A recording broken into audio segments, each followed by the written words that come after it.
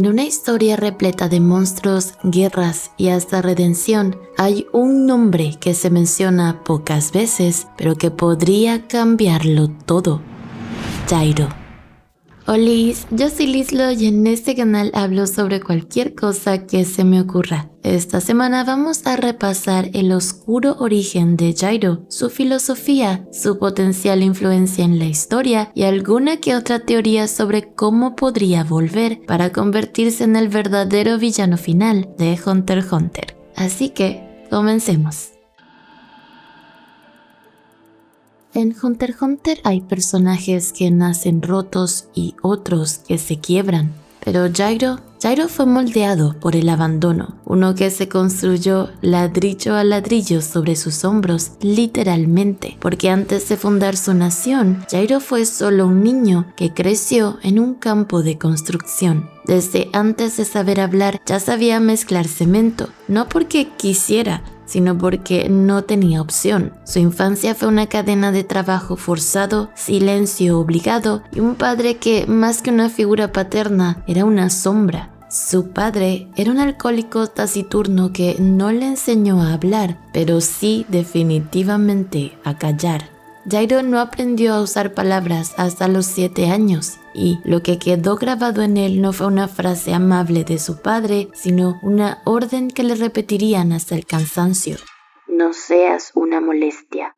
Obligado a dormir en la litera de arriba sin hacer ruido, a contener hasta sus necesidades más básicas, a no respirar más fuerte de lo necesario, Jairo entendió que el solo existir era un problema, que su vida debía ocupar el menor espacio posible, y sin embargo, Jairo idolatraba a su padre. ¿Por qué? Porque en su visión infantil, su padre tenía 2 méritos: nunca lo echó y una vez, cuando estaba enfermo, lo cuidó toda la noche. Él era todo lo que tenía, pero esa ilusión también fue destruida. Un día, un hombre que solía acosarlo le dijo la verdad. Le dijo que su padre solo lo mantenía cerca por conveniencia, que lo explotaba y que aquella noche en la que Jairo creyó que su padre lo había cuidado, en realidad fue un vecino quien lo hizo, discutiendo incluso con el padre para poder salvarlo, porque su padre, en sus propias palabras, no se habría molestado si su hijo moría. Y mientras él estaba en el suelo, lo vio a su padre dándole la espalda, y esa fue la grieta final, la última fisura en una estructura emocional que ya estaba colapsando. Jairo se quebró, perdió la fe en todo: el amor, la familia, el bien.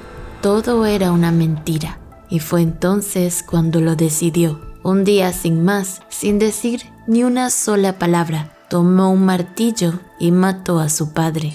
No por venganza, sino para poner un punto final a esa etapa de su vida. Robó su dinero, se fue del campamento y nunca miró atrás. 9 años después, Jairo fundó NGL.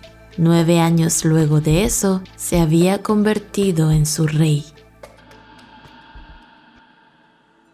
Jairo no solo escapó de su pasado, lo reinventó. Lo que construyó después de abandonar el campamento de su infancia no fue solo un hogar, fue una nación, su propio mundo, un experimento social disfrazado de pureza. Así nació la región autónoma NGL. A primera vista, NGL parecía un paraíso ecológico, una tierra libre del plástico, la tecnología, el ruido de las máquinas, una sociedad que rechazaba el progreso moderno a favor de una vida impecable y natural. No aceptaban dispositivos electrónicos, medicina moderna ni armas de fuego. El correo era su única forma de comunicación y los caballos su único medio de transporte. Y para entrar, cualquier persona debía someterse a exámenes físicos invasivos. Pero todo esto era una fachada. Detrás de este idealismo verde, Jairo había levantado un imperio subterráneo con fábricas ocultas que no producían artesanías, sino drogas, especialmente la D al cuadrado, una sustancia adictiva que que él mismo desarrolló y con la que pretendía esparcir su visión distorsionada del mundo, una visión donde el mal no se oculta, sino que se cultiva y se exporta. NGL era una jaula no solo para su gente, sino para la verdad. Incluso los intentos de periodistas por descubrir lo que sucedía allí terminaban mal. Un equipo de televisión que se infiltró en 1987 fue rápidamente capturado. Uno fue ejecutado y otro no salió de prisión hasta más de una década después. Y cuando llegó una epidemia a la región, ni siquiera entonces se aceptó ayuda externa. Los habitantes, adoctrinados por el discurso de pureza de su gobierno, rechazaron toda medicina moderna y preferían morir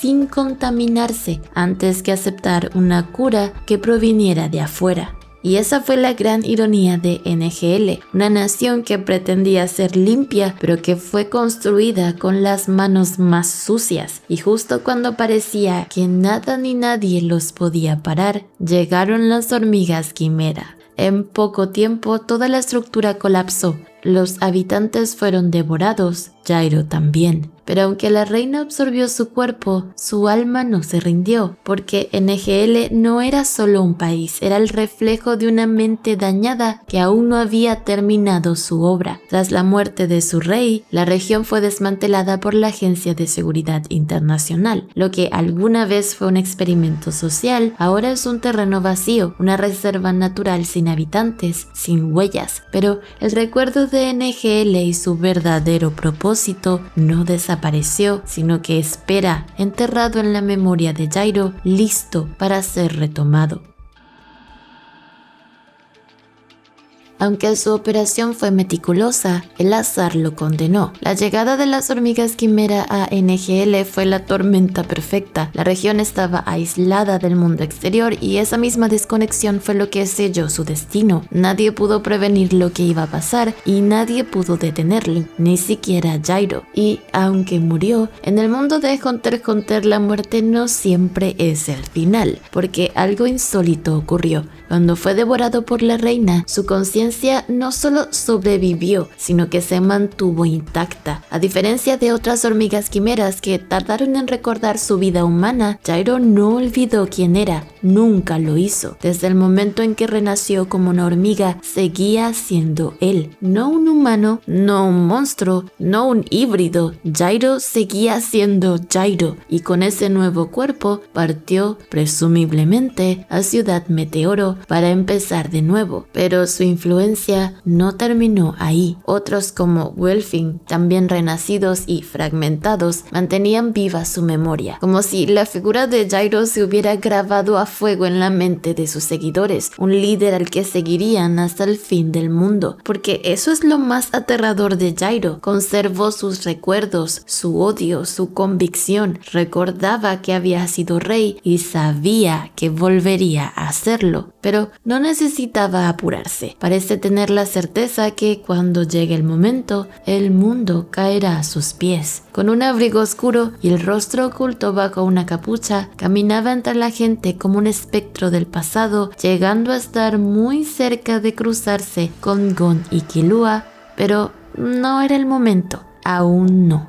Entonces, ¿dónde encaja Jairo en la historia a partir de ahora? Pues muchos creen que Jairo se convertirá en el antagonista definitivo de Hunter x Hunter y que ese encuentro específicamente con Gon está destinado a suceder. Y no solo por el contraste que esto representa, sino más bien por la similitud que existe. Verán, ambos, Gon y Jairo, comparten conflictos con sus padres. Ambos fueron transformados por eventos extremos, ambos perdieron algo que los definía y ambos renacieron. Gon perdió su nen y Jairo su humanidad, pero ambos de alguna forma volvieron a empezar. Y si Togashi nos ha enseñado algo es que le gusta sembrar semillas décadas antes de que florezcan. Y esta no es la excepción. Jairo fue introducido en el manga hace más de 20 años. Sí, 20. Y aún no ha regresado. Pero dentro de la historia tan solo ha pasado alrededor de un año. así que técnicamente no hay mucho apuro para que vuelva a ser parte principal de la misma. Entonces, ¿qué mejor momento para hacerlo que en el cierre de la historia? Con los cazadores más poderosos y todos los usuarios de alto nivel internándose en el continente oscuro, seamos honestos, la asociación en el mundo conocido ha quedado prácticamente vacía y esa sería la oportunidad perfecta para que Gyro ataque. Welfin sospecha que Gyro se ha de encontrar posiblemente en Ciudad Meteoro y con las arañas lejos y quizás en ese punto hasta muertas, sin oposición, extiende su influencia. Recluta y domina un ejército que avanza sin freno y con cada paso el mundo cae. Killua, quizás aún con Alluka a su lado, descubre lo que ocurre y con Gon sin Nen y la estructura del poder desmoronada, no queda más que formar un nuevo equipo, quizás con Kite. Verlos trabajar juntos nuevamente sería algo emocionante. Claro, Gon tendría que empezar de nuevo y podríamos volver a ver a Wing como su maestro y reencontrarnos con Sushi. Y ahora tendríamos un nuevo grupo de cazadores con la misión de cazar a Gyro. Volveríamos a lo esencial y sería como un nuevo comienzo, pero ahora más sabios, con más experiencias y ojalá con más madurez y menos imprudencia por parte de Gon.